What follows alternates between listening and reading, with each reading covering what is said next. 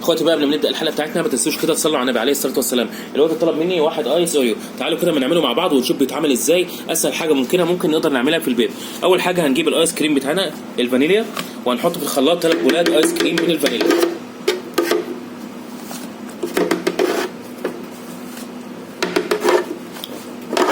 حطينا 3 بولات من الفانيليا وهناخد قطع اوريو، يعني 5 6 قطع اوريو كده ونحطهم في الخلاط، وبعد كده هننزل بنص كوبايه من اللبن.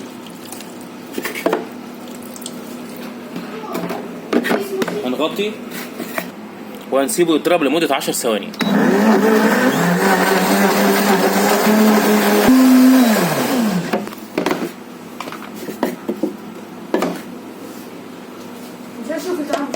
بعد كده حطينا صوص شوكولاته وهننزل عليه بصوص الكراميل.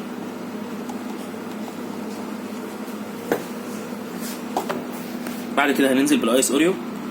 اهم حاجه اللي هو ينزل تقيل ما يكونش خفيف علشان يدينا الطعم الايس اوريو. بعد كده هنجرنش من فوق الوش بقطع اوريو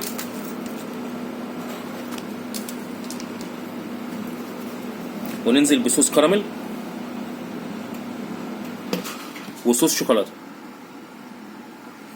بس خلاص.